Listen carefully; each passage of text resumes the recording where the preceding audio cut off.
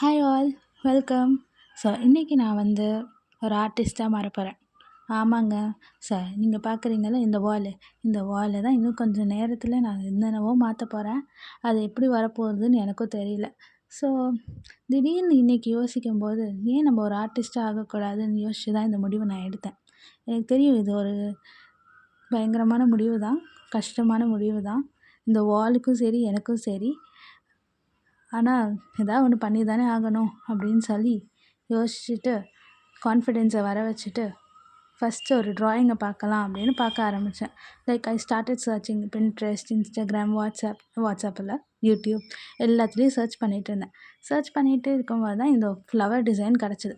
இதுவும் கொஞ்சம் ஈஸியாக இருக்குது, நம்மளாலேயும் வரைய முடியும் அப்படின்ற மாதிரி ஒரு லெவல் ஆஃப் ஹோப்போடு ஆரம்பித்தேன். ஃபஸ்ட்டு கொஞ்சம் கொஞ்சமாக வரைய ஆரம்பித்தேன். அப்புறமேட்டு தான் தெரிஞ்சுது ஒரு வேளை தப்பான ரூட் எடுத்துட்டோமோ, பேசாமல் ஃபுல்லாத்தையும் இரேஸ் பண்ணிட்டு எதுவும் வரையாமல் அப்படியே போயிடலாம் அப்படின்னு சொல்லி யோசித்தேன். ஆனால் விடக்கூடாதுல கான்ஃபிடென்ஸை வர வச்சு எல்லாத்தையும் வரைஞ்சி முடித்தேன். வரைஞ்ச ட்ராயிங் கொஞ்சம் நல்லா தான் இருந்தது. சரின்னு கலர் கொடுப்போன்னு கலரும் கொடுத்தேன். லைக் ஓகேயாக தான் இருந்துச்சு பார்க்க. அண்ட் ஃபைனல் அவுட்லுக் இது தான்.